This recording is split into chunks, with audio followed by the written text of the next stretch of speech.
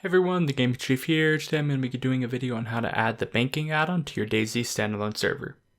And once again, I just want to state I am starting off where I left off in my last DayZ video, so if you're confused, I highly recommend you start at the beginning of the series. There are links in the video description and on the right hand side of your screen right now. This video is broken up into 3 different parts. Timestamps are on screen right now. To get started with part 1, we're going to be downloading and setting up the actual banking add-on.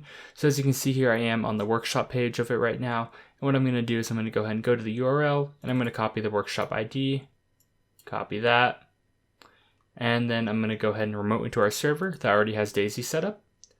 And I'm going to go ahead and navigate to our servers folder, DayZ.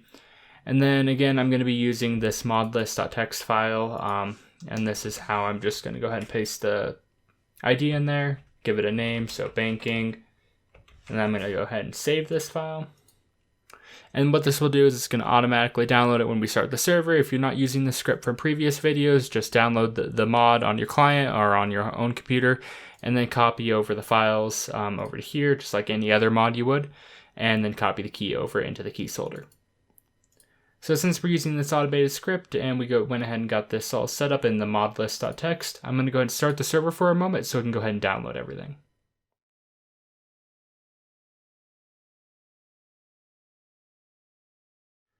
Alrighty, now that it looks like our server has gone ahead and started, I'm going to go ahead and close out of everything real fast because we don't need it running quite yet. And I'm going to go back into our server folder, and then we're going to go into our server name folder. In this case, it's going to be your server profile. You can find your server profile if you just want to open up your start.bat file. Go in, I'm going to drag it into Addon, and then we can go and find our profile. So when it starts, it is standalone server. It's using profile server name, which is that folder right here, server name. And then we should have a new folder called DC_banking. So we'll go inside here, and then we have the banking config file. And we can go ahead and open this up with our preferred text editor, and we can go ahead and take a look at the changes that we can do. So I went ahead and opened this up in Addon, and there's a couple things we can go ahead and get started with. The first thing is the default max currency. So out of the box, it has a $10,000 limit on how much you can store in your ATM or bank. So you can change this, but this is default set to 10,000. In my case, I'm just going to change this to 50,000. It can be really whatever you want. There's also a start currency. So this is how much every player will already have in their ATM when they first get started. So in this case, I'm going to make mine 500. You can set that to 0 like it's default or change it to whatever you want. And then we have place excess currency on ground. So essentially what they'll do is someone tries to withdraw money and they don't have room in their inventory for it. It's going to go ahead and place it on the ground and tell them that it placed it on the ground. That's what this 1 is going to do. If you don't want that to happen, you can change that to 0. For me, I'm going to keep that as 1.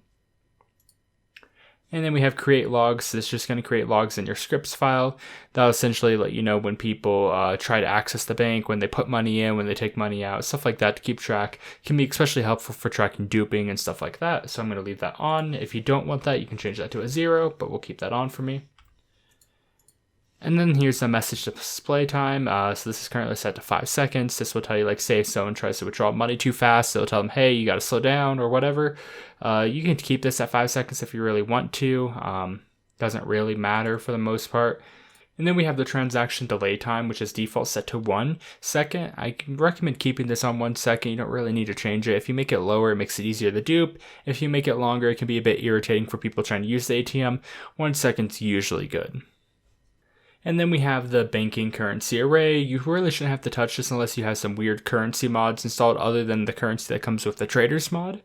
So this just default is set up for a currency with the traders mod, so it just has a class name for the money and its value. You don't really need to change this, again, unless you're running some different currency mod other than the traders mod. And if we look on the workshop page here, it does actually have this config file here again, and it does have handwritten in notes that just kind of explain. In case you have any questions about that, it is written in this little sample config file. Next, we're going to need to actually place ATMs on the map. That way there's physical objects for people to go up to access the money or to access the ATM. On the workshop page, it does give a little bit of information. So basically we have the DC_banking ATM. That is the default ATM. There are a couple different models and colors and stuff like that. So you can use any of them listed in here of these class names. Or you could really use any object as long as you added the action DC_action open banking menu. However, that's not something I'm going to be covering. We're just going to be going over the basic class names for the different ATMs. And if we scroll down a little bit, you can see there's actually some pre-built ATM locations that the mod creator has given us. So these are just some locations they recommend putting ATMs and the 2 default traders. And then if you have any of the other 2 trader add-ons that you have for Star and Clan, you can go ahead and get those positions as well. So these are so you don't have to go out there and manually find where exactly we want to place it. And then you'll be kind of good to go just using these basic object positions. And if we scroll down a bit more, it says if you're using the community offline mode function to spawn objects, it already has it pre-written in for the banking ATM and all the positions for the Green Mountain and all the other places. And then it also has some, if you happen to be using the PMC traders as well, and stuff like that, it has pre-entered positions. So what we're going to go ahead and do to get started is we're going to go ahead and copy the ones that matter to us. So if we copy these 2 lines right here, these are the 2 traders that are default in the traders mod. So I'm going to go ahead and copy this because we're going to be using this. And I'm going to go back to our remote server. And then what we're going to do is we're going to go to our mission file and we're going to edit our init.c file. So I'm going to go to np missions, and then you're going to want to select the mission you're using. In my case, I'm using DayZ offline.chinaris plus. So I'm going to go in here, and then we have our init.c file.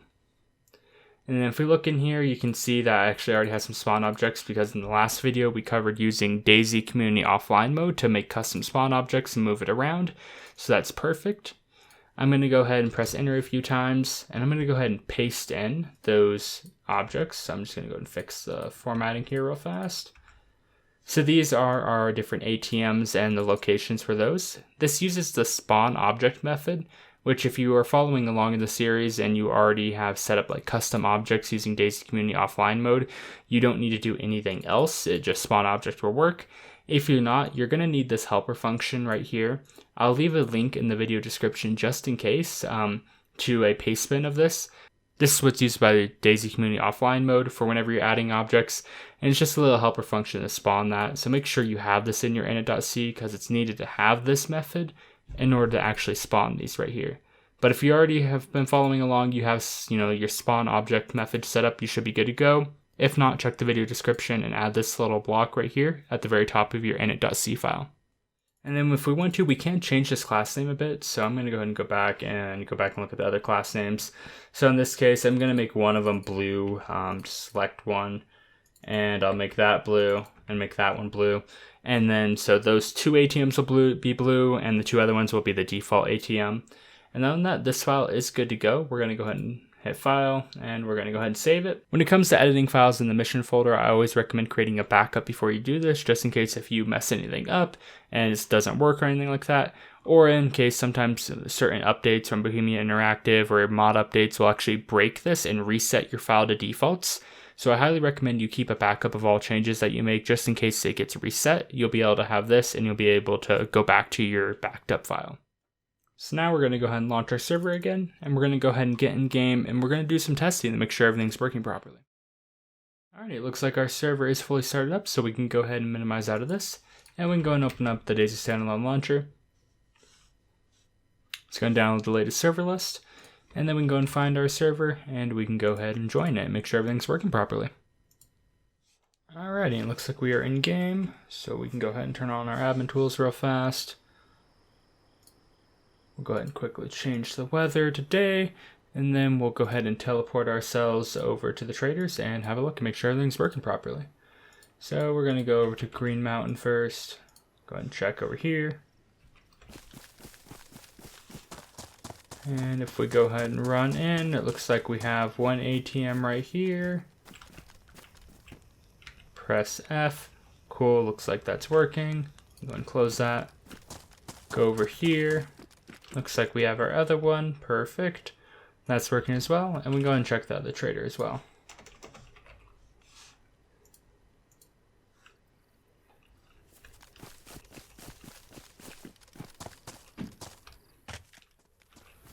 Alright, it looks like we have one right there, and then the other one's right over there. So we can go ahead and walk up, make sure everything's working properly. So if I check my inventory, it looks like I do have a little cash on me already, so we can press F to open it up. And as we can see right now, the max amount we can enter is 50,000. Currently there's 500 that I have in the ATM because I set the default to 500 to give players. And then I have 47,000 on me, and I can just go ahead and enter them out. So let's just do 10,000. We'll go ahead and deposit that, and there we go. Press F again. Yep, looks like everything's working properly. And we can go ahead and tab out again. You go back to our remote connection. And if we go back in here and go back to our server name folder or our server profiles folder, look in DC banking, looks like we're going to have our player database folder now. And then this will get created whenever a player joins and accesses an ATM. This is my unique player ID, so I can go ahead and open this file up in Addon so we can have a view of what it looks like. Oh, there we go.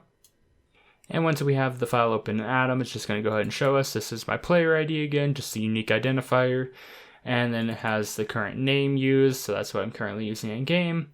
And then this is the current currency I have stored in the ATM. If I wanted to change this, I could do like 50,000. And if I go back in game and go back in here, it should reread it. Yep, it says 50,000 now. So you can go ahead and give people money that way.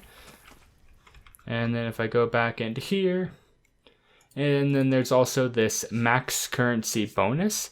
So essentially we have the max currency in the banking config right here of 50,000, but you can actually increase this per player. So say if there's only a few players or one player you want to have a bigger max currency balance than 50,000, you can just enter an additional balance bonus here. So say 50,000. So that means I'll have a total of $100,000 I can put into the ATM.